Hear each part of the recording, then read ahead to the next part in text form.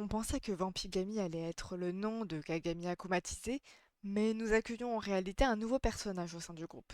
Le personnage arrive en musique, en théâtralité, presque en comédie musicale. Le jeu de rime dans le combat avec Chat Noir est juste hilarant, et son pouvoir est vicieux. Il ne frappe pas physiquement, mais par le doute, par la peur, par l'insécurité.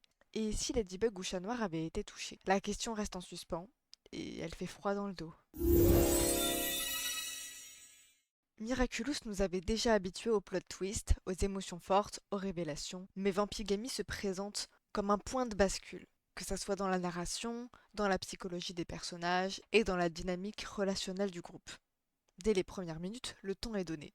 L'épisode mélange le tragique, l'intime, l'humour, la nostalgie et le malaise social, avec une fluidité, ma foi, étonnante. On y retrouve d'ailleurs la Marinette des premières saisons. L'ambiance collégienne, les sentiments flous, naïfs, mais intenses, tout en explorant des thématiques plus matures comme la jalousie, l'insécurité relationnelle, la solitude, la maladie et surtout la manipulation. On a d'ailleurs quelques détails intéressants. Cet épisode est truffé de micro-éléments qui enrichissent l'univers un peu plus. Nathalie et son passé vampirique qui était fan du film, le léger duel Alia versus Marinette qui rappelle un peu leur complicité et leur dynamique unique, les trois harceleurs perdus au point de ne plus savoir quoi faire de leur méchanceté et qui s'improvisent saboteurs de couple, des personnages sur lesquels j'aimerais en découvrir davantage, je l'admets.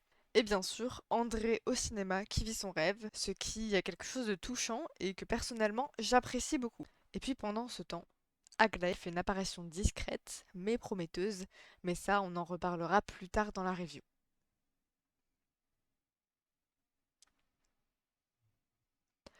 Sans l'ombre d'un doute, le cœur émotionnel de l'épisode repose sur Julika et Rose. Leur relation, déjà subtilement dévoilée au fil des saisons, prend ici une place centrale, et avec une tendresse absolument déchirante. La confirmation du cancer de Rose, bien que déjà sous-entendue, nous est cette fois explicitée. L'avoir porté une perruque ajoute une dimension intime, ce qui n'est pas seulement un détail esthétique, c'est un symbole silencieux de lutte, de fragilité, et aussi d'amour.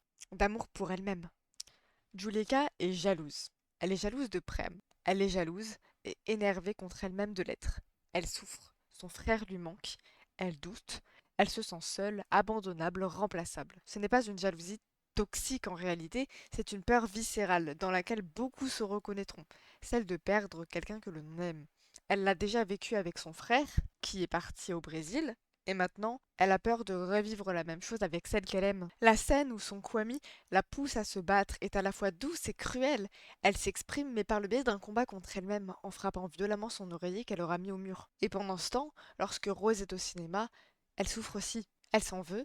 Elle réalise qu'elle a peut-être trop pris la légèreté comme évidente, qu'elle aurait dû voir la détresse derrière les silences de Juleka. Le moment où elle choisit Juleka avant tout, même avant son film préféré, est une déclaration d'amour finalement, une déclaration d'amour sans mots.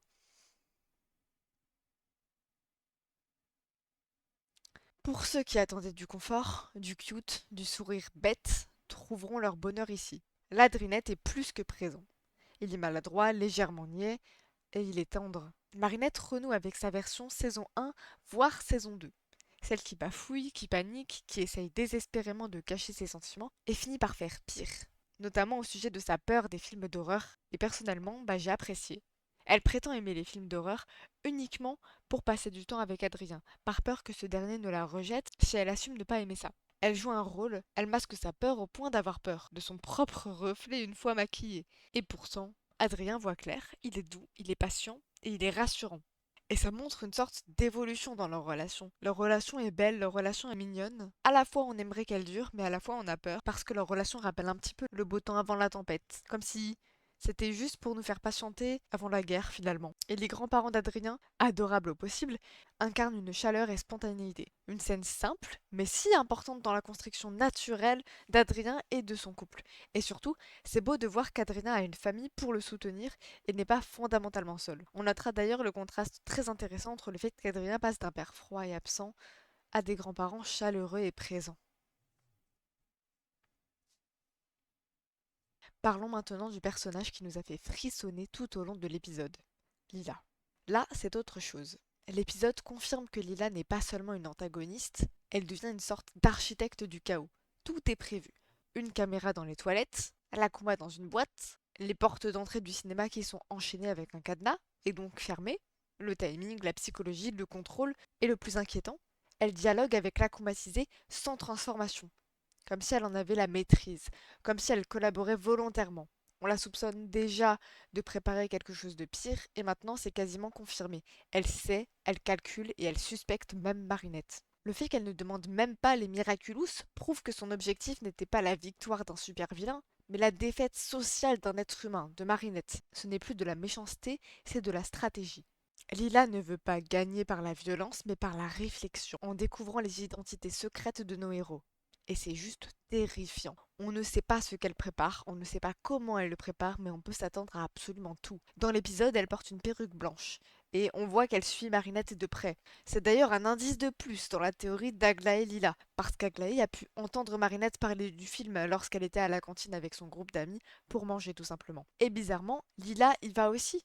On notera aussi que l'intonation de la voix de Lila à la fin de l'épisode, lorsqu'elle discute avec Tomoe, est extrêmement similaire à celle que prend Aglaé. Et pour parler de la fin de l'épisode, on peut aussi voir qu'elle parle à la voiture, qui lui dit, je cite, à la maison, à l'image de Kagami, lorsqu'elle rentrait chez elle. Cela signifierait-il que Lila vit chez les Tsurugi, que Tomoe est la véritable mère derrière toutes ces vies inventées? Lila serait-elle un centiêtre également comme Kagami? J'ai hâte d'en savoir plus. En attendant, le plus terrifiant n'est pas ce que l'on a vu, mais ce que l'on n'a pas encore compris.